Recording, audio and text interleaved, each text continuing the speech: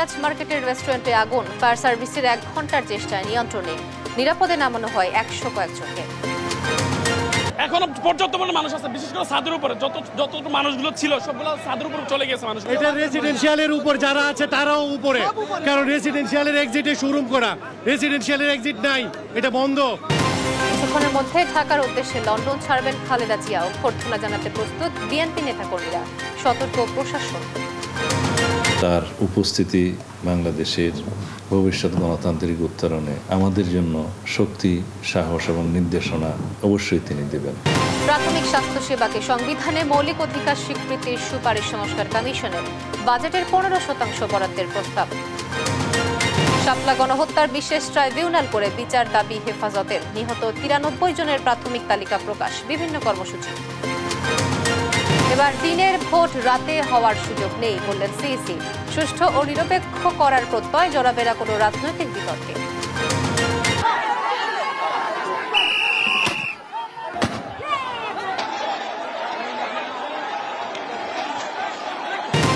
এবং হবিগঞ্জের বানিয়াচংয়ে তুচ্ছ ঘটনাকে কেন্দ্র করে দুপক্ষের তুমুল সংঘর্ষ, আহত 8 শতাধিক, নিয়ন্ত্রণে পুলিশের টিয়ার শেল নিক্ষেপ।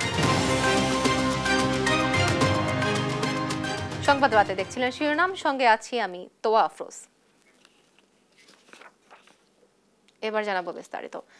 রাজধানীর শান্তিনগরের ক্যাপিটাল সিরাজ সেন্টার শপিং মলে লাগা আগুন নিয়ন্ত্রণে এনেছে ফায়ার সার্ভিস। 9টি ইউনিটের 1 ঘন্টার চেষ্টায় আগুন নিয়ন্ত্রণে আসে।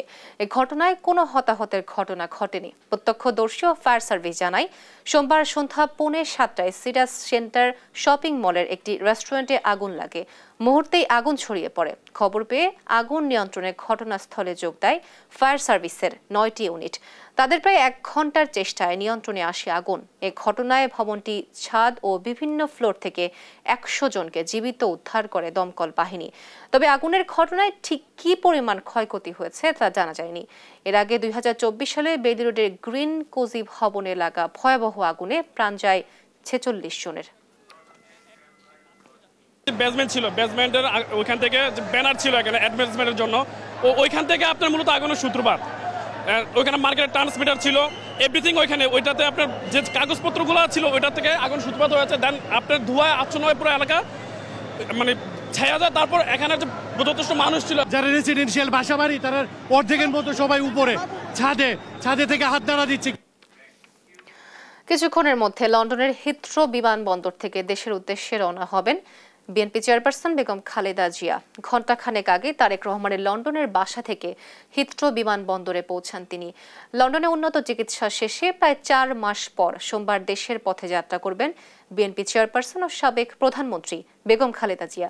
যুক্তরাজ্যের হিথ্রো বিমানবন্দর থেকে স্থানীয় সময় বিকেল 4:10 ও বাংলাদেশ সময় রাত 9:10 রওনা দেবেন তিনি। বিএনপি চেয়ারপারসনকে বহনকারী বিশেষ ফ্লাইটটি আগামীকাল মঙ্গলবার সকাল 10:30টায় ঢাকার হযরত শাহজালাল আন্তর্জাতিক বিমানবন্দরে অবতরণের কথা রয়েছে। খালেদা জিয়ার সঙ্গে থাকবেন তার 2 পুত্রবধূ ও মেডিকেল বোর্ডের সদস্য সহ মোট 9 জন। এদিকে চেয়ারপারসন খালেদা জিয়াকে ব্যাপক অভ্যর্থনার প্রস্তুতি নিয়েছে বিএনপি। নেতাকর্মীদের মাঝে উৎসব আমেজ। দলটির স্থায়ী কমিটির সদস্য সালাউদ্দিন আহমেদ বলেন, বেগম জিয়ার দেশে ফেরা জনগণের মাঝে গণতন্ত্রে উত্তরণের আশা ও সাহস যোগাবে। ভারপ্রাপ্ত চেয়ারম্যান তারেক রহমানের ফেরার বিষয়ে প্রস্তুতি চলছে বলে জানান তিনি। এদিকে খালেদা জিয়ার বাসায় ফেরার বিষয়ে বিশেষ নিরাপত্তা প্রস্তুতি নিয়েছে ডিএমপি। নিয়াজ মোর্শেদের প্রতিবেদন। বিএনপি কেন্দ্রীয় কার্যালয়ে নেতাকর্মীদের আনাগোনা আর দলীয় পতাকা, ব্যাচ সহ নানা সামগ্রীর বেচাকেনা জানান দিচ্ছে প্রিয় নেত্রীর আগমন ঘিরে চলছে উৎসব আমেজ। কালকে আমাদের নেত্রী দেশে আসছে, এজন্য তাকে অনেক সম্বর্ধনা করার জন্য ব্যাচ কিনছি। চেয়ারপারসন খালেদা জিয়াকে ব্যাপক সংবর্ধনা দিতে বিএনপির পক্ষ থেকে নেওয়া হয়েছে নানা প্রস্তুতি, দেওয়া হয়েছে নানা নির্দেশনাও। দলের বিভিন্ন ইউনিট ও সংগঠনকে দেওয়া হয়েছে দায়িত্ব। প্রস্তুত করা হচ্ছে বিএনপি চেয়ারপারসনের গুলশানের বাড়ি ফিরোজাকেও। বিএনপি চেয়ারপারসনকে অভ্যর্থনা জানাতে ঢাকাসহ সারা দেশের নেতাকর্মীদের শৃঙ্খলা নিয়ন্ত্রণের জন্য বিশেষ শৃঙ্খলা টিম গঠন করেছে ঢাকা মহানগর উত্তর ও দক্ষিণ বিএনপি। এয়ারপোর্ট থেকে শুরু করে ম্যাডামের বাসা পর্যন্ত আমাদের স্বেচ্ছাসেবক, আমাদের শৃঙ্খলা রক্ষাকারী বাহিনী আমাদের থাকবে। ম্যাডামের বাসার যে ঢোকার যে রাস্তাটি রয়েছে সেখানেও যাতে আমাদের কোনো নেতৃবৃন্দ না যায় সেদিকেও আমরা নজর রাখবো। বিএনপির স্থায়ী কমিটির সদস্য সালাউদ্দিন আহমেদ বলেন, খালেদা জিয়া দেশে ফেরা জনগণের মাঝে গণতন্ত্রের উত্তরণের আশা ও সাহস যোগাবে। তার উপস্থিতি বাংলাদেশের ভবিষ্যৎ গণতান্ত্রিক উত্তরণে আমাদের জন্য শক্তি, সাহস এবং নির্দেশনা অবশ্যই তিনি দেবেন। বিএনপির ভারপ্রাপ্ত চেয়ারম্যান তারেক রহমান দেশে ফেরার বিষয়েও প্রস্তুতি চলছে বলে জানান তিনি। তার নিরাপত্তা ও অফিসে দেখা হচ্ছে। আমরা অলরেডি প্রস্তুতি শুরু করে দিচ্ছি ওনার অবস্থানের জন্য, ওনার সিকিউরিটি সাইটটা এবং ওনার পলিটিক্যাল পার্টির যে দফতর, কোথায় বসবেন, কোথায় থাকবেন, ওনার সিকিউরিটি কিভাবে করবেন, এগুলো আমরা সব আয়োজন শুরু করে দিয়েছি। আর এসএসসি পরীক্ষার্থীদের যাতায়াতে যাতে কোনো সমস্যা না হয় সে ব্যাপারে নেতাকর্মীদের সতর্ক থাকার নির্দেশনা দিয়েছেন বিএনপি মহাসচিব। বিএনপির অঙ্গ সংগঠনের নেতাকর্মী এবং ঢাকা সিটি নেতাকর্মীদের কাছেও আবেদন রাখতে চাই যে তারা এই ব্যাপারটাতে বিশেষ নজর দেবেন, যাতে করে পরীক্ষার্থীদের কোনো অসুবিধা হয়। এদিকে খালেদা জিয়ার সংবর্ধনা ঘিরে যানজট নিয়ন্ত্রণ আর নির্বিঘ্নে বাসায় ফেরা নিশ্চিতে বিশেষ প্রস্তুতি নিয়েছে ডিএমপি। সংশ্লিষ্ট যারা রয়েছেন তাদের সাথে আমরা সমন্বয় করে প্রয়োজনীয় ব্যবস্থা গ্রহণ করব, যাতে পুরো যে এয়ারপোর্ট থেকে বিএনপি চেয়ারপারসনের বাসভবন পর্যন্ত যাত্রাটা সুগম এবং সুশৃঙ্খলভাবে হয়। বিএনপির ভারপ্রাপ্ত চেয়ারম্যান তারেক রহমানের স্ত্রী জোবাইদা রহমানের জন্য নিরাপত্তা ব্যবস্থা নেওয়ার কথা জানান ডিএমপির এই কর্মকর্তা। সে ব্যাপারে আমাদের যথেষ্ট প্রস্তুতি রয়েছে। নিয়াজ মুর্শিদ, দেশ টিভি, ঢাকা। প্রাথমিক স্বাস্থ্যসেবাকে মৌলিক অধিকার হিসেবে সংবিধানে অন্তর্ভুক্ত করার সুপারিশ করে চূড়ান্ত প্রতিবেদন জমা দিয়েছে স্বাস্থ্য খাত সংস্কার কমিশন। দুপুরে প্রধান উপদেষ্টার কাছে প্রতিবেদন জমা দেয় কমিশন। প্রতিবেদনে মোটা দাগে 32টি সুপারিশ করা হয়েছে, যেখানে স্বাস্থ্য খাতে মোট বাজেটের 15% বরাদ্দের সুপারিশ করা হয়েছে। তন্ত্রতারণের প্রতিবেদন জানাচ্ছেন মাহবুব তামিম। স্বাস্থ্য খাতে দুষ্ট দুর্নীতির চক্রে মানুষ নিরুপায়। প্রতি বছর বিনা চিকিৎসায় মরছে লাখ লাখ মানুষ। লাগামহীন বেসরকারি খাতের উচ্চ ব্যয়ে কোনো মতে জীবন বাঁচানোর চেষ্টা করে যাচ্ছে মানুষ। এই বাস্তবতায় স্বাস্থ্য খাতের আমূল পরিবর্তনের লক্ষ্য নিয়ে প্রধান উপদেষ্টার হাতে চূড়ান্ত প্রতিবেদন জমা দিয়েছে স্বাস্থ্য খাত সংস্কার কমিশনের প্রধান অধ্যাপক ডাক্তার AK আজাদ খান। প্রতিবেদনে প্রস্তাব করা হয়েছে সংবিধান সংশোধনের মাধ্যমে প্রাথমিক স্বাস্থ্যসেবাকে মৌলিক অধিকার হিসেবে অন্তর্ভুক্ত করার, শহর ও গ্রামে বিনামূল্যে প্রাথমিক স্বাস্থ্যসেবা নিশ্চিত করার পাশাপাশি আলাদা বাংলাদেশ হেলথ সার্ভিস কমিশন গঠনের প্রস্তাবও করা হয়। মুখ্য সুপারিশগুলোর মধ্যে প্রথমতম যেটা হলো সংবিধান সংশোধন। এটার জন্য আমরা মনে করি যে এটা করে বিনামূল্যে এটা সরবরাহ করা দরকার সাধারণ মানুষের জন্য, এবং এটার জন্য ইন্টারিম গভর্নমেন্টের সময় কিন্তু আইন প্রণয়ন করা সম্ভব। প্রতিটি নাগরিকের জন্য ইউনিক স্বাস্থ্য আইডি ও স্মার্ট স্বাস্থ্য কার্ড চালু করার প্রস্তাব রাখা হয়েছে প্রতিবেদনে, যেখানে সেবা গ্রহণকারীদের স্বাস্থ্যের সব তথ্য রেকর্ড থাকবে। আমাদের স্বাস্থ্য আইডি বা স্মার্ট কার্ডের স্বাস্থ্য প্রস্তাবনা দেওয়া হয়েছে। এই প্রস্তাবনাটা আমাদের এখানে আছে, এটা ডিজিটাল নেটওয়ার্কের সাথে সংযুক্ত থাকবে এবং এইভাবে আমরা কাজ করতে পারবো। বেসরকারি হাসপাতাল ও ডায়াগনস্টিক সেন্টারের সব সেবার মূল্য নির্ধারণ, তদারকি ও মান নিয়ন্ত্রণের সুপারিশ করা হয়। বলা হয়েছে ওষুধ কোম্পানির প্রতিনিধিরা চিকিৎসকের সঙ্গে সরাসরি সাক্ষাৎ করতে পারবে না, মেইলের মাধ্যমে করতে পারবে ওষুধের প্রমোশন। চিকিৎসক ফার্মাসিউটিক্যাল সম্পর্ক নীতি, ওষুধের মূল নমুনা এবং উপহার প্রদান করে কোনো ধরনের প্রভাব বিস্তারের চেষ্টা সম্পূর্ণরূপে নিষিদ্ধ থাকবে। ফার্মাসিউটিক্যালস কোম্পানিগুলো শুধুমাত্র ডাক্তারদের ইমেইল অথবা ডাকযোগের মাধ্যমে তাদের পণ্য সম্পর্কিত তথ্য পাঠাতে পারবে। সেবার বিকেন্দ্রীকরণে প্রতিটি বিভাগে আন্তর্জাতিক মানের একটি আঞ্চলিক রেফারেল হাসপাতাল গড়ে তোলার পাশাপাশি সারা দেশের মানহীন হাসপাতাল ও মেডিকেল কলেজ বন্ধের সুপারিশ করেছে কমিশন।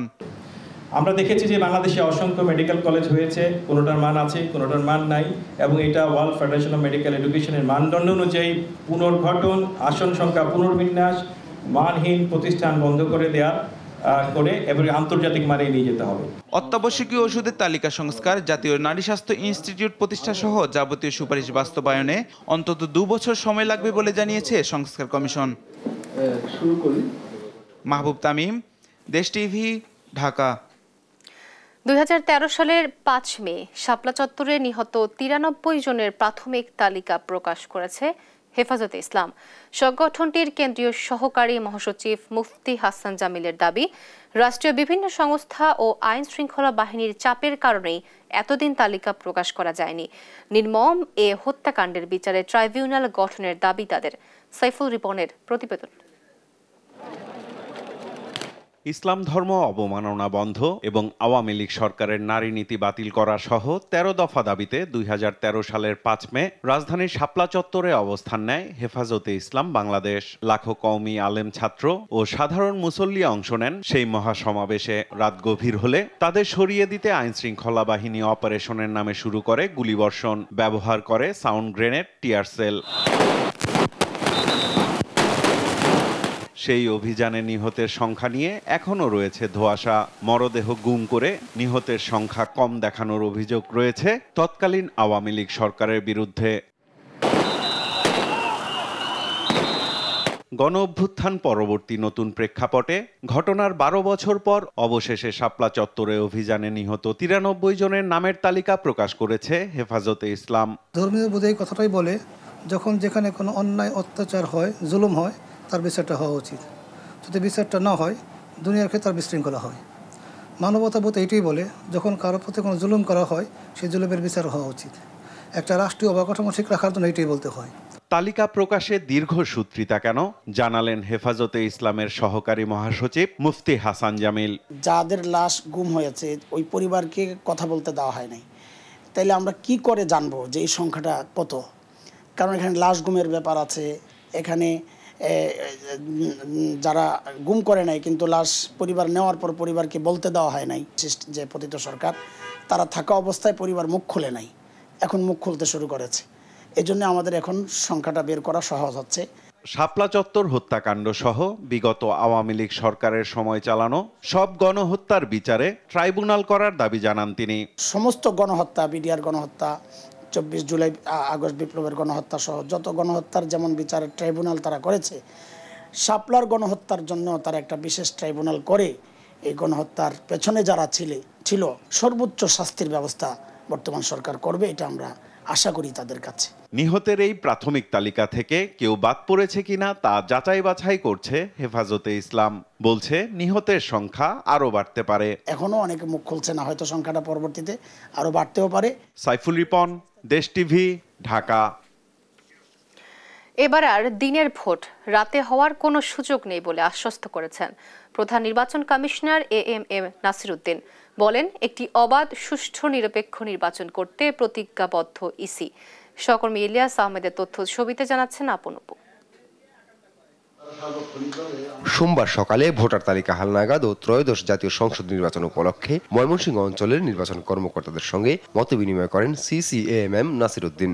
বলেন, একটি অবাধ, সুষ্ঠু, নিরপেক্ষ ও সুন্দর নির্বাচন করতে প্রতিজ্ঞাবদ্ধ নির্বাচন কমিশন। আমরা সম্পূর্ণ একটা নিরপেক্ষ এবং বিশ্বাসযোগ্য, গ্রহণযোগ্য নির্বাচন অনুষ্ঠানের জন্য আমরা প্রতিজ্ঞাবদ্ধ এবং সেই লক্ষ্যে আমরা কাজ করে যাচ্ছি।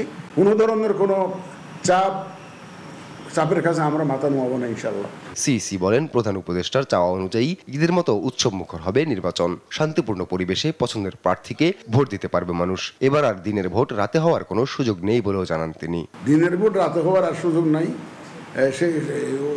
ওইটা আর ফিরে আসবে বলে মনে করি না। অন্তত যতদিন আমরা আছি, এটা আপনি সেই ওয়াদা তো কেউ দিনের ভোট রাতে চায় না, আমাদের কমিশনারদের মধ্যে কেউ চায় না, সবাই সম্পূর্ণ বিরুদ্ধে এটার। আগামী নির্বাচনে আওয়ামী লীগের অংশগ্রহণ নিয়ে প্রশ্নের জবাবে সিইসি বলেন, এই বিষয়ে আগে রাজনৈতিক ফয়সালা জরুরি, কোনো বিতর্কে জড়াতে চায় না কমিশন।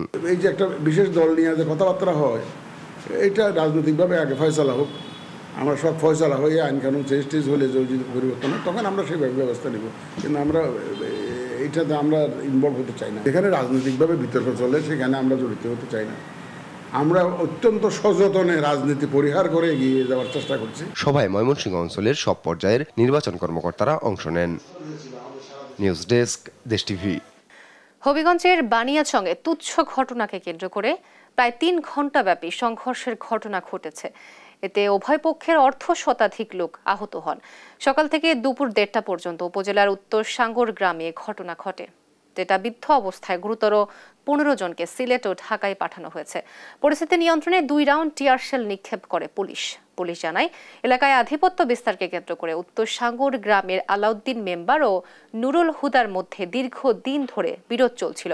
সকালে আলাউদ্দিন পক্ষের আইয়ুব আলীর একটি গরু নুরুল হুদার পক্ষের হামিদা বেগমের ধানের খড় খায়। এ নিয়ে সকালে দুপক্ষের নারীদের মধ্যে কথা কাটাকাটি হয়। এক পর্যায়ে উভয় পক্ষের লোকজন দেশীয় অস্ত্র নিয়ে সংঘর্ষে জড়ায়। ব্রাহ্মণবাড়িয়ার কসবা সীমান্তে বিএসএফের গুলিতে সাকিব মিয়া নামে এক যুবককে হত্যা করা হয়েছে। এ ঘটনায় এক ভারতীয় গুলিবিদ্ধ হয়েছে। মেহেদিনুর পরশ রিপোর্ট জানাচ্ছেন নুসরাত শোভা। সাকিব মিয়া, বয়স 18, বাড়ি ব্রাহ্মণবাড়িয়ার কসবা সীমান্তে। পরিবারের চাহিদা মেটাতে কাজের খোঁজ করছিলেন এই যুবক। সাকিবের স্বজনরা জানান, রোববার রাতে কাজ দেওয়ার কথা বলে গ্রামের কয়েকজন তাকে সীমান্তের কাছে নিয়ে যায়। সে যাওয়াই যেন কাল হলো তার জন্য। সীমান্তের ওপার থেকে আসা বিএসএফ এর রাইফেলের ছোড়া গুলিতে গুলিবিদ্ধ হয় সাকিব। এ সময় বাকিরা তাকে রেখেই পালিয়ে যায়। এরা ডাক দিয়ে নিচে কাজ করার জন্য নেওয়ার পরে তো এরা চলে পড়ছে। আমার ভাইয়ে আসছিল বিএসএফ এ গুলি দিয়া এরা মেরে দিছে। ইন্ডিয়ান সীমান্তরক্ষী বাহিনীর তারা এই পাখির মতো গুলি করে আমাদের দেশের যুবকদেরকে হত্যা করে। এই পর্যন্ত আমরা কোনো হত্যাকাণ্ডের সুষ্ঠু তদন্ত পাই নাই, বিচার পাই নাই। আমরা এই হত্যাকাণ্ডের ব্যাপারে আমাদের যে সরকার তারা যাতে দ্রুত ব্যবস্থা নেয়, এই হত্যাকাণ্ড কি করে বন্ধ করা যায় সেই ব্যাপারে প্রয়োজনীয় ব্যবস্থা নেওয়ার জন্য আমরা অপেক্ষায় আছি। পরদিন সকালে স্থানীয়রা সাকিবকে গুরুতর আহত অবস্থায় কসবা উপজেলা স্বাস্থ্য কমপ্লেক্সে নিয়ে যায়। অবস্থার অবনতি হলে ঢাকায় নেয়ার পথে মৃত্যু হয় তার। স্থানীয় লোকজন তাদের চিকিৎসার জন্য প্রথমে কুমিল্লা নেওয়া হয়। কুমিল্লা থেকে আরো বেটার ট্রিটমেন্টের জন্য তাদেরকে ঢাকা নেওয়া হয়। ঢাকা নেওয়ার পথে যে সাকিব সে মারা যায়, তার লাশ দেখতে পাচ্ছেন এখানে। এই ঘটনায় কোনো বিবৃতি দেয়নি বিজিবি। সীমান্ত হত্যা বন্ধে সরকার কার্যকর পদক্ষেপ নেবে এই প্রত্যাশা সীমান্তবাসীর। নিউজ ডেস্ক, দেশ টিভি। হাসনাত আব্দুল্লাহর গাড়িতে হামলার ঘটনায় 100 জনকে আসামি করে মামলা করেছেন জাতীয় নাগরিক পার্টি এনসিপির কর্মী আল আমিন খন্দকার। সোমবার বিকেলে গাজীপুর চৌরাস্তার বাসন থানায় এ মামলা করা হয়। মামলায় শতাধিক ব্যক্তিকে আসামি করা হয়েছে। বিষয়টি নিশ্চিত করেছেন বাসন থানার ভারপ্রাপ্ত কর্মকর্তা। তবে আসামিদের বিষয়ে তাৎক্ষণিক কোনো তথ্য জানা যায়নি।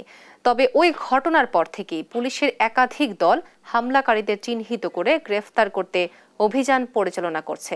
এ ঘটনায় এখন পর্যন্ত 54 জনকে গ্রেফতার করা হয়েছে, যাদের মধ্যে 43 জনকে এই মামলায় গ্রেফতার দেখানো হয়। তারা সবাই আওয়ামী লীগ ও সংশ্লিষ্ট বিভিন্ন সংগঠনের নেতাকর্মী বলে জানায় পুলিশ। অদ্যাবধি পর্যন্ত আমাদের মামলা রেজি করতে খানিকটা বিলম্ব হয়েছে। আমরা আমাদের ল প্রসিকিউশনের মাধ্যমে আলাপ আলোচনা করে কথাবার্তা বলে, প্রশাসনের সঙ্গে আলোচনা করে কথাবার্তা বলে সবাই আমাদেরকে যথেষ্ট হেল্প করেছে, সহযোগিতা করেছে। খুবই খুশি আমরা।